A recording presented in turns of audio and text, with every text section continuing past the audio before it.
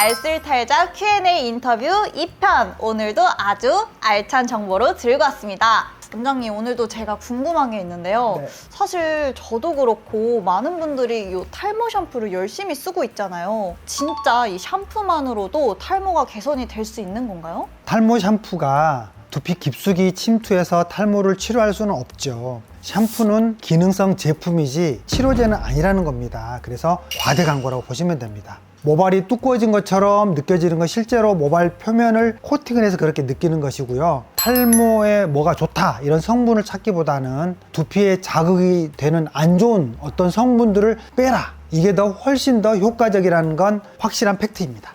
탈모 샴푸를 고르실 때는요, 성분표를 꼭 확인해 보셔가지고 구매하시는 걸 추천드립니다. 안 좋은 걸 빼는 게 더 중요한 거였군요. 그렇죠. 그러면 반대로 샴푸 성분 중에서 이건 꼭 피해야 한다, 이런 것도 있을까요? 계면활성제하고 보존제 성분을 먼저 확인하시면 됩니다. 이 두 가지를. 특히 이제 설페이트 계열인 소듐 라우릴 설페이트라는 거, 티아졸리논 계열 보존계, 메틸 아이소티아졸리논, 피부 자극이나 또는 알러지 반응을 잘 일으킬 수가 있어요. 천연 계면활성제랄지 또는 방부제를 빼는 거, 이런 것들이 일단 두피가 안 좋은 분들한테는 꼭 필요한 것 같아요. 탈모도 보면 사람마다 전부 다 다르잖아요. 다 탈모 치료 방법이 달라지는 건가요? 당연히 달라져야죠. 원형 탈모는 이제 면역에 관련된 문제잖아요. 그래서 스트레스 관리가 훨씬 더 중요하고, M자 탈모는 이마가 라인 안쪽으로 계속 이게 들어가면서 진행이 되는데, 요건 또 약을 먹는다고 해서 바로 치료가 되기보다는 오히려 치료하는 목적이 진행을 막는 게 더 중요하다고 보시면 돼요. 반면에 이제 U자 탈모, 이게 넓어지면 점점 더 빠지죠. 전체적으로 얇아진다라는 또 휴지기 탈모가 있어요. 이 휴지기 탈모는 또 호르몬이나 영양 상태 문제일 수가 있는데, 예를 들면 뭐냐면 출산하잖아요. 출산하면 아기한테 영양분을 다 뺏기니까 휴지기 탈모에 우수수 빠지거든요. 다이어트 과하게 하면 그게 휴지기 탈모가 오는 거예요. 각각의 탈모 원인과 또 유형에 따라서 맞춤 치료 플랜이 필요한 겁니다. 맞춤 플랜 정말 중요하군요. 그럼요. 그리고 또 하나, 탈모엔 검은콩이 좋다고 하잖아요. 근데 이 검은콩이 정말 효과가 있는 건가요? 검은콩이나 또 비오틴, 맥주효모 이런 것들만 먹어서 탈모가 해결이 될 정도면 하루 한 트럭씩 드셔야 할 겁니다. 네. 그냥 이런 성분들은 어디까지나 도움이 되는 보조자 역할이에요. 진행 중인 탈모를 멈춘다거나 또 머리카락을 다시 자라게 하는 그런 치료제는 아니라는 점 꼭 기억해 주셔야 돼요. 그럼 이 탈모약은 언제부터 먹어야지 도움이 될까요? 보통 이제 18살 정도 저희들이 기준으로 하는데, 그때가 이제 탈모약을 처방할 수 있는 시점이에요. 그 FDA에서 승인이 나는 시점이. 그래서 고3 아래 애들은 탈모약을 원칙적으로 처방을 안 한다, 이렇게 아시면 되겠어요. 보호자 동반 아래 상담 후에 이제 탈모약을 복용을 고려해 볼 수가 있습니다. 성인들 같은 경우에는 성적인 부작용들을 많이 걱정들 하셔서 약을 안 먹겠다는 분들도 간혹 계시는데, 사실은 그 확률이 5%도 안 돼요. 혹시 내가 그 5%에 해당이 된다고 해도 약을 스톱하게 되면 약의 반감기가 하루면 없어지는 것들이기 때문에 그 약을 피하려고 할 것이 아니라 초기부터 오히려 적극적으로 치료하는 게 훨씬 유리합니다. 그리고 요즘은 연예인들도 모발 이식을 많이들 하시잖아요. 그런데 이게 아무 때나 하면 안 되는 게 아니라고 들었어요. 진짜 성공하려면 꼭 알아야 할 노하우가 있다면 알려주세요.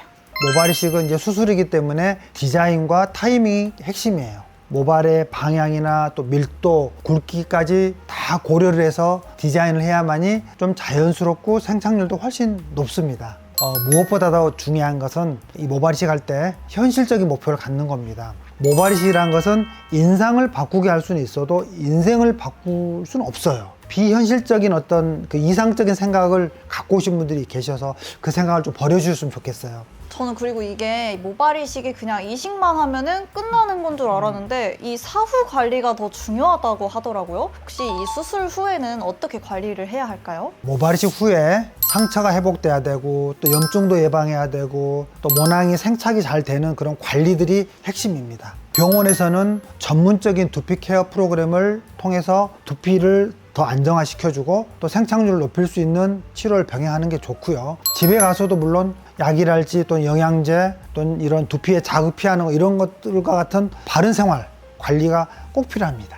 네, 요즘 저도 느끼는 게 나이가 들수록 좀 머리카락이 얇아지고 힘이 없어지더라고요. 요즘 말하는 요 두피 주사나 모발 주사 이런 것도 주사가 효과가 있을까요? 네, 이런 경우에도 주사 치료로도 충분히 효과를 볼 수가 있습니다. 우리가 주사에 들어가는 내용물들을 보게 되면 대표적으로 PDRN이랄지 요즘에 성장인자, 또 엑소솜, 줄기세포 배양액, 굉장히 핫한 것들이죠. 이런 것들을 재생 성분을 두피에 직접 주입하거나 또는 발라주거나 하는 이런 방식들인데, 이게 이제 모근을 굉장히 강화시켜주고 또 두피 염증도 완화시켜주고 또 탈모 진행도 억제에 많은 도움을 줍니다. 보통 이러한 주사들의 시술 주기는 2주나 4주 간격으로 몇 차례만 진행해도 금방 눈에 띄는 개선이 나타날 수가 있어요, 요즘에는. 근데 저도 수술은 좀 부담스럽고 탈모라기보단 요 가르마 쪽만 좀 신경 쓰면 될 정도인데요. 빨리 이 한 방에 탈모 부위를 확 메꿔버리고 싶은데 요럴 때 두피 문신이 좀 괜찮을까요?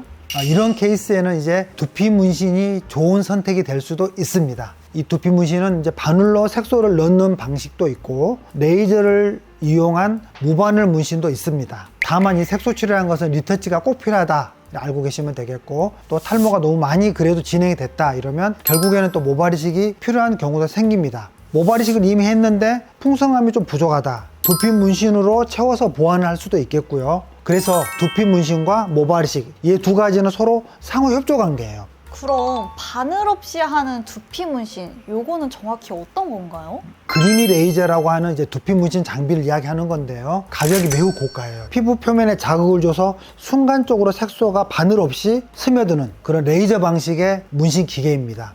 마취를 하지 않고 통증도 없고 출혈도 없고, 그래서 보통 산무라고 하는데요. 통증을 싫어하시는 분들, 또 즉각적으로 탈모 부위를 커버를 원하시는 분들한테는 이런 두피 문신 이게 적합하다고 보겠습니다. 원장님께서 귀에 쏙쏙 들어오게 너무 잘 설명해 주셔서 앞으로 저도 유용하게 써먹을 수 있을 것 같아요. 혹시 마지막으로 팁 딱 하나만 더 주신다면요?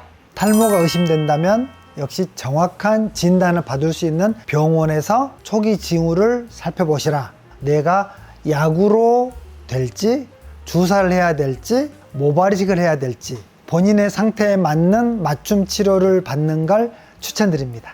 꼭 탈모 혼자 고민하지 마시고요. 전문 병원을 찾아주세요. 감사합니다.